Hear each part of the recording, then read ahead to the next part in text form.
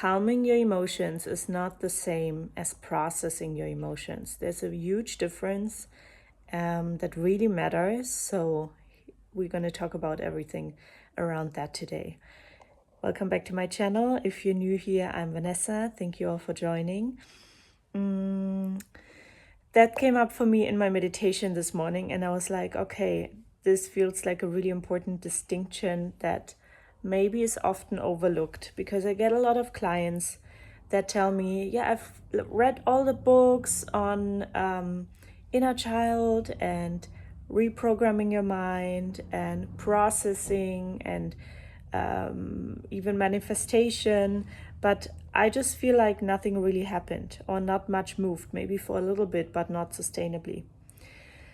The reason is that often what you can see in YouTube videos or in books that's shown is that people teach you how to calm down your emotions.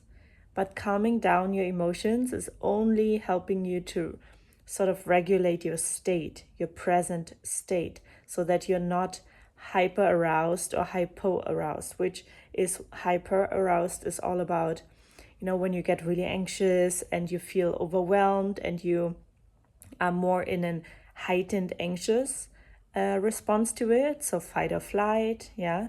And when you are more in a hypo aroused state, then you may feel rather like you cannot move, you're very lethargic, you're not like really energetic at all, yeah. Whereas on the other side of that, you may be too aroused, yeah. So we're trying to calm our emotions so that we are in that moment. Okay, for example, when you feel like a panic come up, you may try to calm your system, use some breathing techniques for it that help you calm down, regulate your state, and keep you in a more calm environment. Yeah.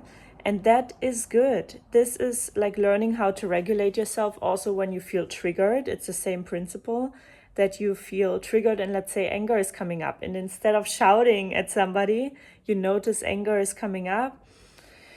You breathe, you let the anger be there, but you don't need to react outwardly with the anger. So that is also a way where you regulate your system, regulate your emotions, regulate your state. Now, why a lot of people are getting stuck in anxiety and have that come back all the time again and again, or have like old trauma and old triggers come up again and again without them sort of starting even to resolve. They're not going to resolve in one day. They're not, like some do, but that's not the rule, right? Like we're so used to instant gratification that we think like, you know, it needs to happen now in one day, otherwise it doesn't work. And then people give up. That's a mistake, guys, because healing takes time. And like I said in the video yesterday, if you haven't seen it, check it out, because I talk about how a past experience or, you know, a period of past experiences, you know, like if you are for 10 years or 20 years exposed to the same pain or to the same, you know, thing that hurt you or started your wound, then you may create that limiting belief and connected to that physical response like anxiety, PTSD, depression, that it will also take some time to really resolve it. Yeah. So in the beginning, you may resolve a little bit and then a little bit more and then a little bit more, but you feel that it's getting less. Yeah. That you're improving something. When we're calming our emotions, we're only calming the state. Underlying within us are still the triggers and the held emotions and held trauma that, you know, are connected to our core wound around this topic. So calming is just for the moment itself so that you feel a little more in control then. For example, when panic arises or when you get overwhelmed or when a trigger comes up and you want to react. that is good to sort of regulate your state. But in order to really heal and process, in order to really heal like a dis-ease, like a thing like anxiety or panic attacks, we really need to focus on processing your emotions. Yeah. So that is a completely different thing, because in public, let's say on the train or on the metro or something, you may have some panic come up because there's so many people around you, and you can, find a way to use your breath to calm your state, talk to your inner parts that feel anxious at that moment, say, hey, I take care of you, you're safe, I'm here. Yeah. But then when you come home, the actual work begins, because you cannot, process. You can, when you're a little advanced, you could probably process on the train, but I wouldn't recommend that for if you haven't ever processed your emotions, then it can feel very overwhelming to process it somewhere directly. But sometimes what I do, because I still sometimes have a little bit of anxiety come up when I'm in like huge crowds, for example, on the metro and the underground, and there's like, it's full, and I'm like, my anxious part is coming up. It's like, oh my God, that doesn't feel safe to me. So what I do is I feel the fear, and as I process the fear, as I feel it through, the fear resides, and I'm like coming back to calm. But I would really only recommend that once you have an understanding and once you know that you can handle feeling your emotions in public. Don't do it if you don't feel like you can handle it, okay? Or if that feels scary to you. So start at home. If it feels, challenging to feel your emotions in the first place, definitely work with a professional, work with a practitioner, psychologist, somatic practitioner, whatever calls to you, because that will really help you find confidence and safety in processing your emotions. So let's just get in the topic of panic attacks and anxiety, because I had a phase where I had lots of anxiety and lots of panic attacks, and that was for me old trauma coming up from my childhood in form of PTSD, and it was a really, really difficult time in my life, and I made it through, so you can do it too. And the most important thing in that time was really to not run away from the emotions, because that made my anxiety, my panic worse. When I sat with it and actually felt like, okay, I'm not going to die when I feel that fear, because sometimes I felt like, oh my God, I want to get out of this feeling because it feels like I'm going to die or explode. My heart is going to explode. But I actually sat with it. And that was sometimes hard, because when we suppress our emotions and ignore our emotions, we're not used to the sensation in the body, the feeling in the body, how it feels like when it processes through.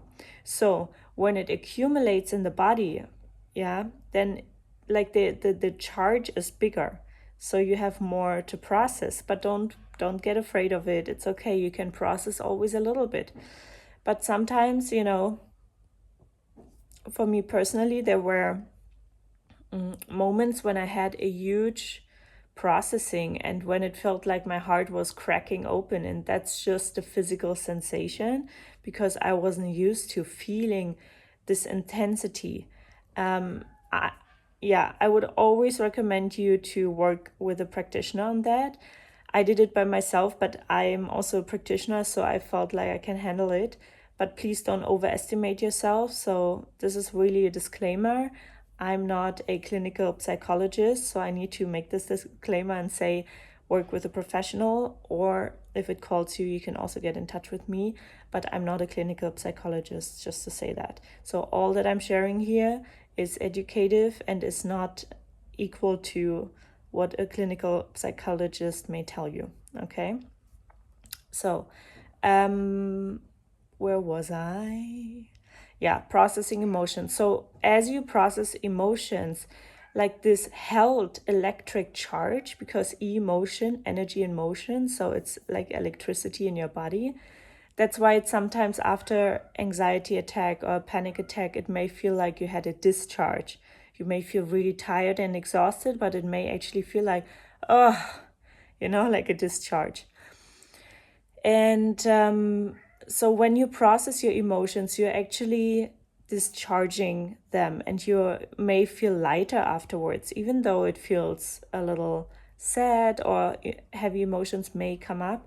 But afterwards you feel lighter because you're not holding as much suppressed emotionality within you anymore as you used to. So that's why I'm a big component of processing held emotions. With the held emotions that you process, you also process the stories, the mental stories connected to it, and that helps you really set yourself free. I cannot in this little video go into too much detail around that, but it's really, if you want to know more, just ask questions below and I make videos about it. I'm happy to do so. But it's really about when you calm yourself, you're not processing, So this is an extra step that you have to take. And sometimes, no, not sometimes, always, this is the thing that people are missing when they say, I read all the books, I did all the things, and I'm still here. That is often because you take in cognitively information, but this is in your logical mind. And that can bring some changes with it. But if we want sustainable change, we need to process the held emotion, the held trauma, and the mental stories that are still wired into your nervous system. And we change those stories by, first of all, processing the emotion that are connected to the negative story, to the pain, to the wound within you, and then exchange that negative narrative with a positive narrative. Yeah. So I have so many videos where I explain how to process your emotions, but just to make it quick, and then just please do your research on the other videos. But how you process your emotions is, maybe you want to lay down, you sit up, and you feel into the place in your body where you can feel that emotion. If it's hard for you to connect to that place in the body, maybe just remember a situation where you felt that emotion and go step by step. You can also try doing the emotional release meditation that is below, where I lead you step by step through the process of feeling, through a part, through an emotion. And you can start practicing feeling your emotions with that as well. But please know that if it gets too overwhelming for you, and I'm not saying that to scare you, there's nothing scary about feeling your emotions. The only thing that can feel scary is if you're not used to feeling your emotions, the sensations that come up in your body, but that's something you can get used to. Okay, just know that you can always ask for help. You can always find a practitioner to, try that out with you. Or even if you feel like on a budget at the moment, maybe you have a trusted friend, a family member, or a loved one that can be there in the room with you and just hold your hand, or just sit there while you do the meditation, or while you go inward and try to feel an emotion. Okay. Comment below how you feel about this topic. If you have more questions about it, please ask them. I'm happy to answer in other videos. Have a beautiful rest of your day. You can do this. There's nothing, it's getting used to. It's like training a physical muscle, but you can definitely do that. I could do that, so you can do that too. Okay? Leave a thumbs up if you like this video. If you haven't yet, subscribe. It helps the channel. I want to help as many people as possible, so let's do this together on this mission. And that's it for today. Thank you so much for tuning in. All my love, and I see you tomorrow.